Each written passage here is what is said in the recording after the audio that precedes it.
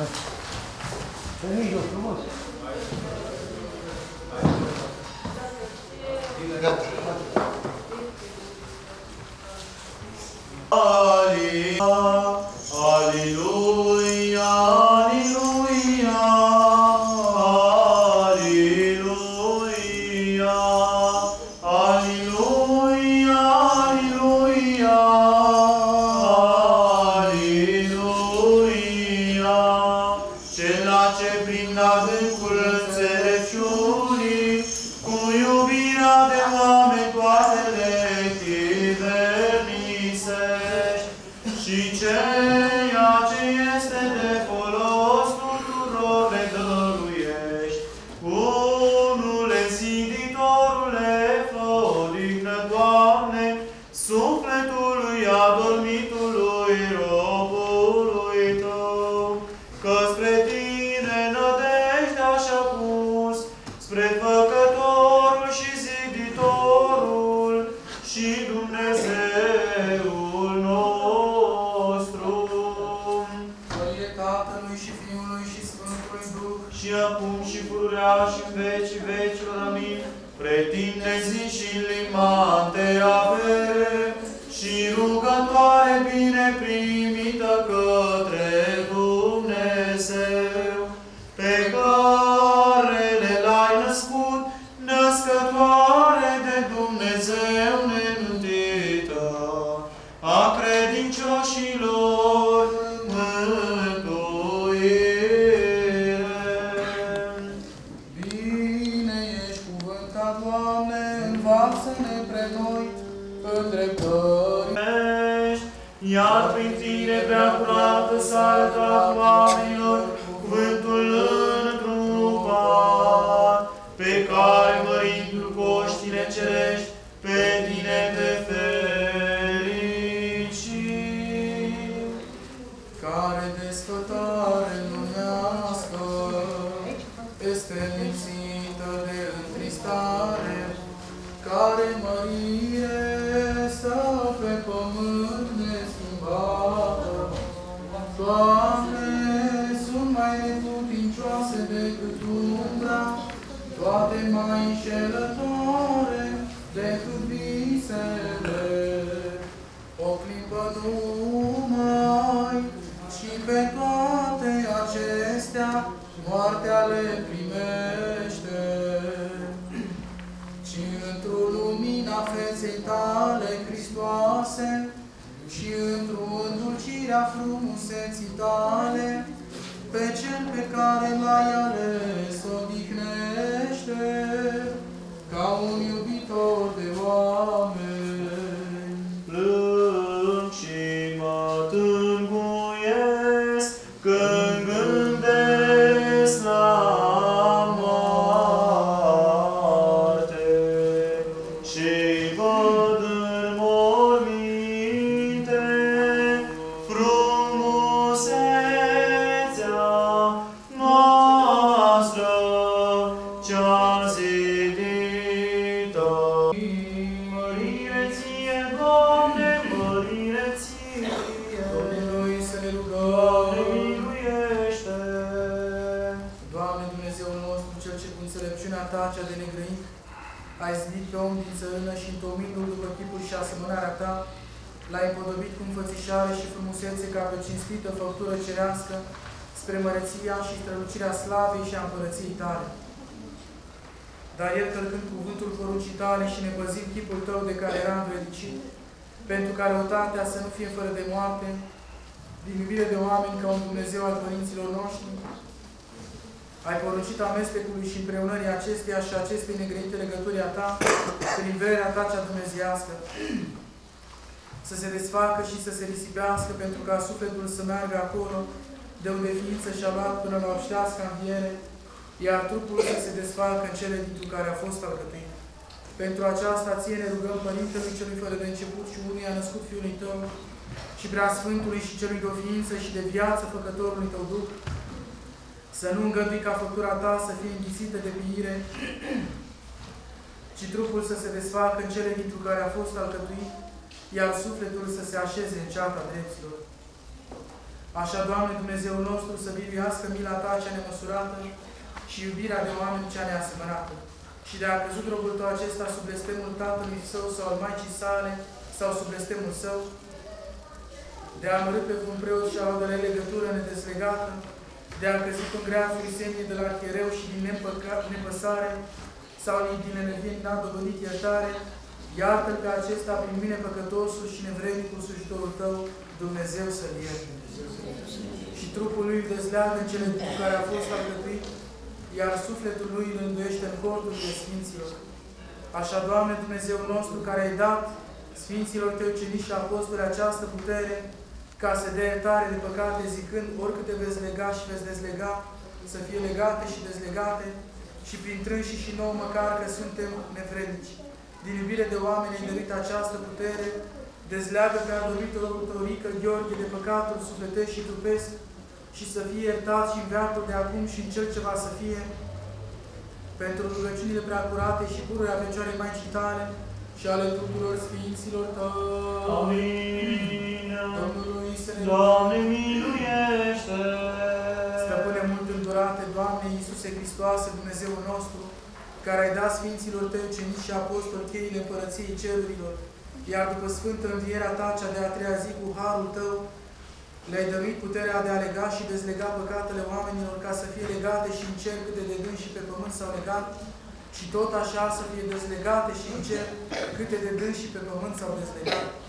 Cel ce prin nespusa Ta iubire de oameni ne-ai dăruit și iubire de oameni ne-ai dăruit și pe noi smeriții și nevrednicii robii Tăi, să fim moștenitori aceleași preasfânt dar și har, ca și noi de asemenea să legăm și să dezlegăm cele ce se întâmplă în poporul Împărate, prin mine smeritul și nevrednicul slujitorul Tău, iartă robul Tău, Rică Gheorghe, orice a greșit ca un om în această viață, Dumnezeu să-l ierte. Și iartă-lui toate câte a păcătuit cu cuvântul sau cu lucrul sau cu gândul, dezlegându-l să-l dezlegați. Și de legătura pusă în orice chip asupra lui, cu care însuși din mânie sau din altă pricină s-a legat pe sine sau de la arhiereu sau de la altcineva a suferit o alunecare ca aceasta prin invidia și prin lucrarea diavolului. Binevoiește prea bunule și mult îndurate ca sufletul lui să se așeze cu Sfinții care din veac au binefăcuție, iar trupul să se dea firii cele izbite de Tine, că binecuvântat și prea slăvit ești și de Dumnezeu purtătorilor părinților noștri, ale Sfântului și Dreptului Lazar, celui a patra zi înviat din morți, și cu ale tuturor Sfinților, sufletul robului Său, Rică Gheorghe, ce s-a mutat de la noi, în corturile drepților să-l așeze, în sânurile lui Avram să-l odihnească și cu drepții să-l numere, iar pe noi să ne miluiască ca un bun și de oameni iubitori. Să ridicăm coșul de familie. Într-o fericită adormire, veșnică odihnă de rog, Doamne, și pentru adormitului, robului Tău, Rică Gheorghe, și Tău-i veșnică. Veșnică pomenire, veșnică pomenire, veșnică lui pomenire, veșnică pomenire, veșnică pomenire, veșnică lui pomenire, veșnică pomenire, veșnică pomenire, pe urmă, mulțumim lui Dumnezeu căci acesta e știul din ea sa și groapă se apropie, nemai îngrijit de cele deșarte de trupul cel mult pătimitor, unde sunt dau cuvântele și prietenii căci O luați așa pe aici. să ne rugăm ca Domnul să-i facă odihnă. Ce despărțire este o fraților, ce tâlcuire, ce plângere în ceasul de acum. Deci veniți să rugăm pe Cel ce puțin mai înainte a fost cu noi, că să dă gropii pământ se acopere în întuneric, să răzbește cu morți, să-i groapă. Toate rugările și prietenii acum când ne despărțim să ne rugăm ca Domnul să-i facă odihnă. Ce este viața noastră cu adevărat floare și alburi și rouă de dimineață. Veniți să vedem lămuritul mormintului, unde este punctea trupului, unde sunt tinereții, unde sunt toți și din trupului. Toate s-au vește și ca iarba toate au trăit. Veniți de să vedem la Hristos la.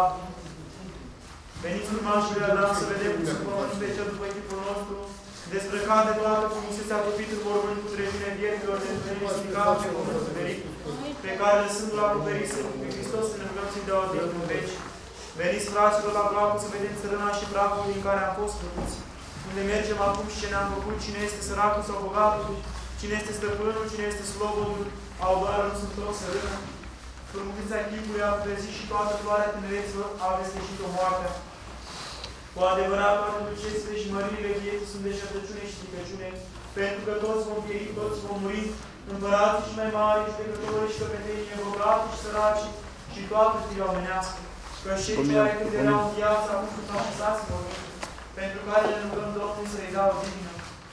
Mântuiește pe cei ce ne dăjduiesc pentru tine, Maica Soarele cea neapăscătoare de Dumnezeu, și fă milostivie prea bunul Dumnezeu cu rugăciunile tale, rugăm-ne ca să dea o dignă celui ce a răposat acum, unde sufletele dreptilor se odihnesc, arată moștenitor bunătăților celor dumnezeiești, în locașurile vieților în duhovenie veșnică, ceea ce și cu totul fără de plecare. Pentru rugăciunile Sfinților Părinților noștri, Doamne, Iisuse Hristoase, Dumnezeul nostru, mântuiește-ne pe noi. Amin. Dacă ți-a zis să vorbi frumos.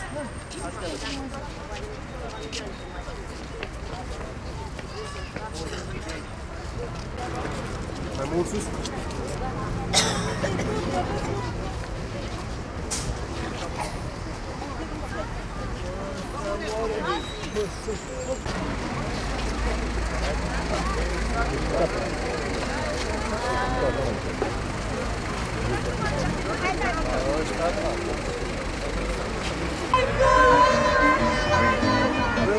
Mă lume că rămâne supărat,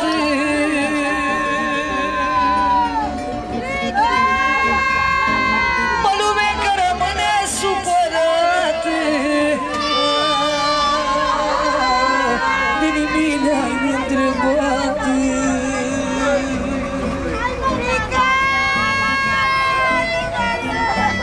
De ghinița când ți-o fi tată mai greu,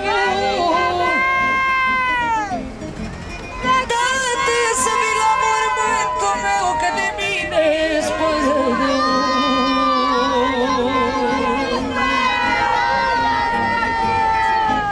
Că de acolo, că dintr-o cameră,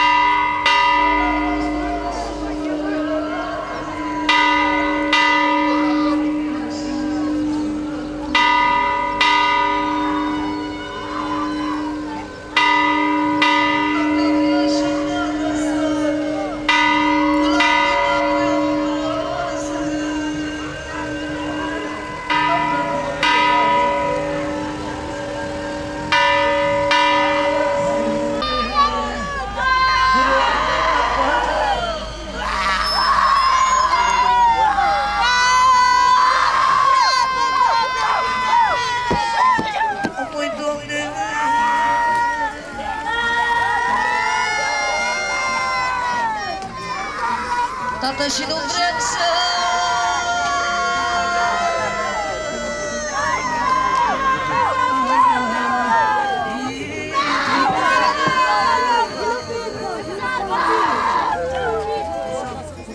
La o parte, la o parte.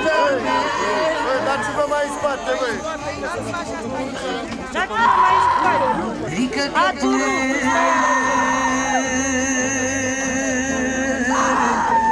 surorile mele,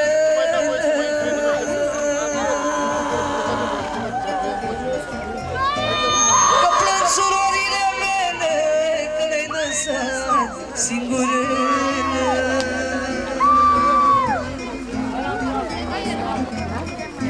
Și cu neghinița tău, că nu e la capul tău, că nu e la capul tău.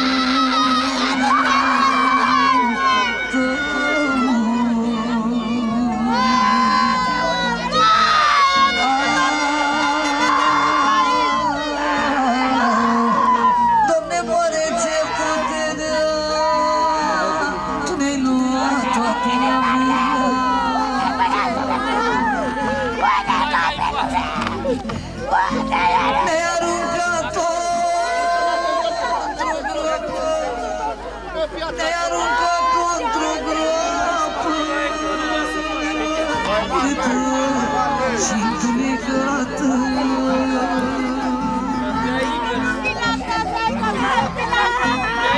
Fratele rămas sfințit-i, Rică ne rămas sfințit-i, fără toată. La 9 veni la serviciu, la 10 puțin la ei, nu m-am culcat deloc. Spune că l-am fumat cu am murit și de altul. Ia, la seara.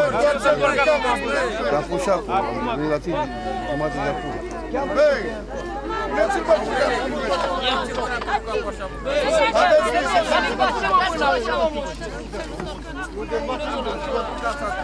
nu ține veți, de mânești. Ușor, Aurele, ușor. Băi, lasă-l așa, băi. Așa, bă, așa. Așa, lasă. Ca să nu... Cine e asta din la Ionica din Lăsacă? Hai, că uite. Ionuț, că nu te mai știi de ce unde e tata? La mormoloi!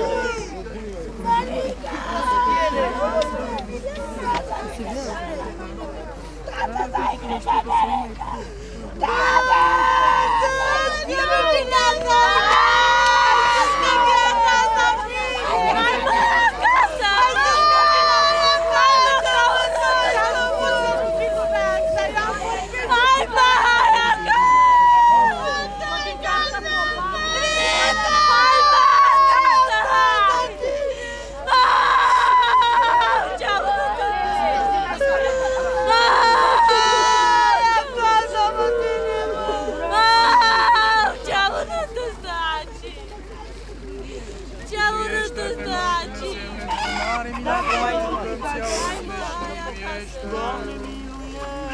mă acasă! Hai mă! Doamne miluiește, Doamne miluiește. Că ne rugăm pentru odihna sufletelor adormiților robilor lui Dumnezeu, Rică Gheorghe și Anghel de sumat și rencumat, pentru ca să li se ierte lor toată greșeala cea de voie și cea fără de voie. Doamne miluiește, Doamne miluiește, Doamne miluiește. Nu, amică! Ca Domnul Dumnezeu să așeze sufletele lor unde drept să se odihnesc. Mila lui Dumnezeu, împărăția cerurilor și iertarea păcatelor lor. De la Hristos Împăratul cel fără de moarte și Dumnezeul nostru să-i cerem. Domnului să ne rugăm. Doamne, Doamne miluiește. Că Tu ești învierea și viața și odihna sufletelor adormiților robilor Tăi, Rică Gheorghe și Anghel de sumat și rencumat, Hristoase, Dumnezeul nostru, și Ție slavă înălțăm împreună și-L fără de început al Tău, Părinte, și Preasfântului și Bunului și de viață Făcătorului Tău Duh, acum și pururea și în vecii vecilor. Amin. Într-o fericită adormire veșnică odihnă de Doamne sufletului adormitului robului Tău, Rică Gheorghe, și adormitului robului Tău, Anghel de sumat și rencumat, și le fă lor veșnică pomenire. Veșnică pomenire, veșnică pomenire, veșnică lor pomenire. Veșnică pomenire, veșnică pomenire, veșnică lor pomenire. Veșnică pomenire, veșnică pomenire, veșnică lor pomenire. Pentru rugăciunile Sfinților Părinților noștri, Doamne Iisuse Hristos și Dumnezeul nostru, miluiește-ne pe noi. Dumnezeu să-L ierte, Dumnezeu să-L odihnească în pace.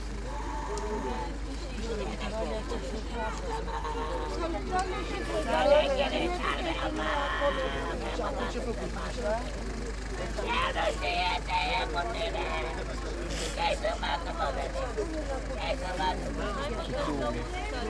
Nu faci cu om.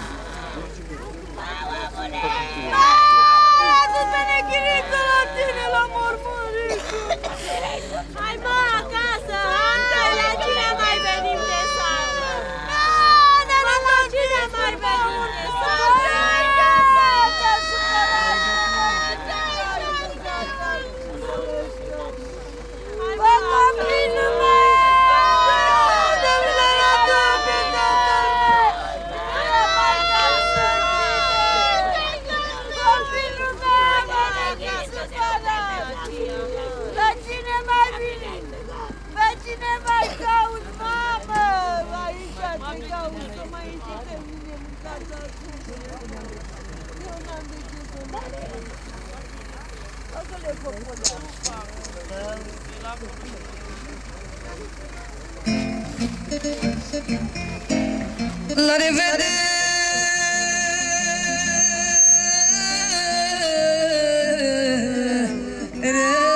copii.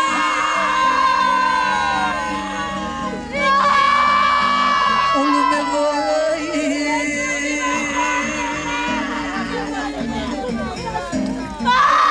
Astăzi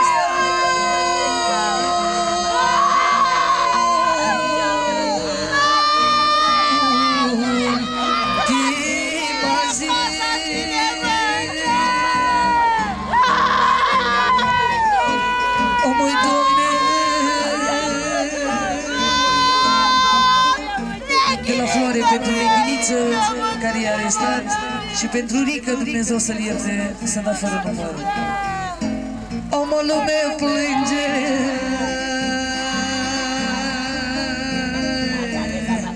Neghiniță-l meu,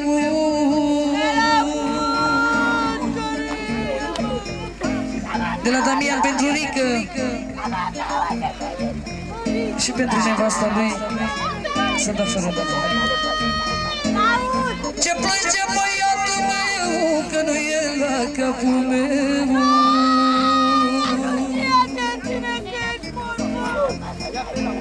Și de la Marian, pentru Rică, pentru tăicuțul lui, s-a dat fără număr. Plânge și se chinuiește, și liniștea nu-și găsește lume, cam să mori. De la Negruș pentru Rică, s-a dat fără număr. Domne, plânge Neghiniță-l tău, Rică, că nu e la capul tău.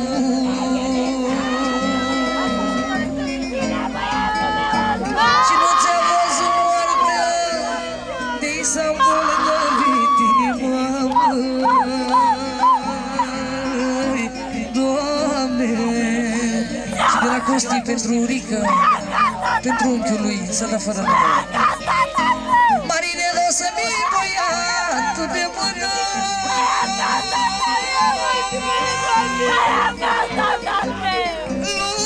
Lume.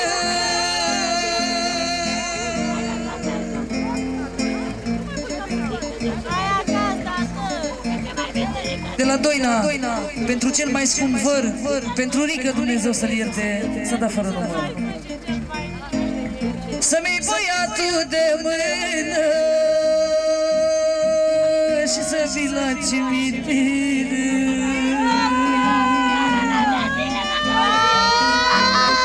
Să-mi aprindeți lumânare, Neghiniță, să-mi aprindeți lumânare. V-am crescut pe fiecare.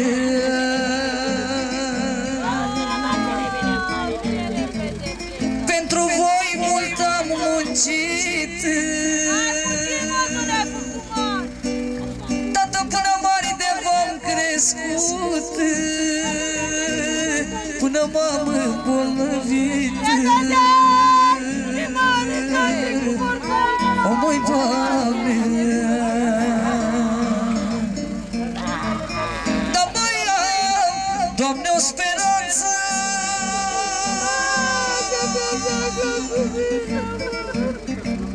Mă, Doamne, că sunt frații mei în viață.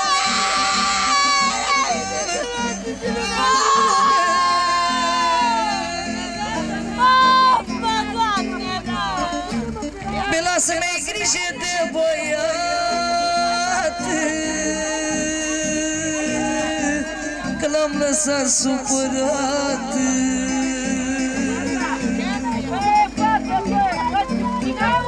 Picuine, să ai grijă de Lila mea, să ai grijă de nana mea, că n-are pe nimeni, mă.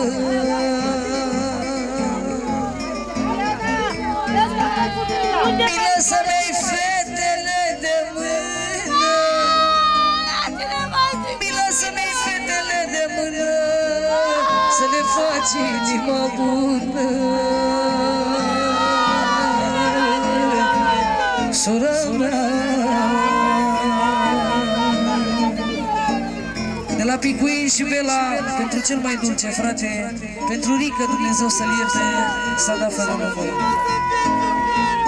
Picuine, să vă puneți spate în spate,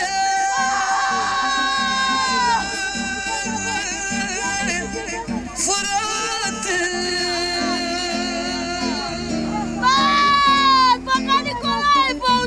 Bela, să ne biruiți pe toate, că așa-i viața, n-ai ce-i face.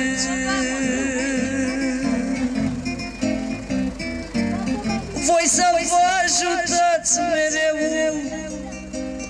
frații mei, și la bine și la greu, și la bine și la greu.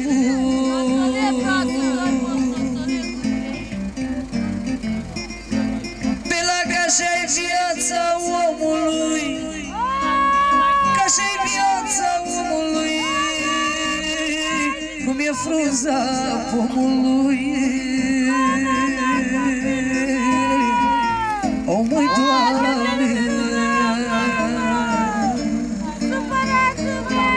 dar mie-mi pare rău să mor,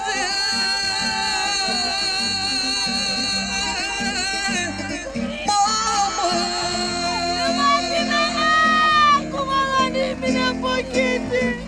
Fraților, mi-a rămas în urmă dor și n-au niciun ajutor.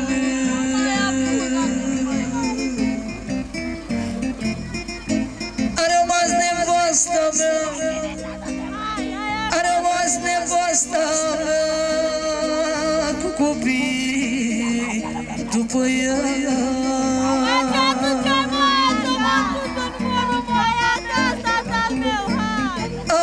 Și-am lăsat-o supărată, de nimic ne-a întrebată, de nimic ne-a întrebată.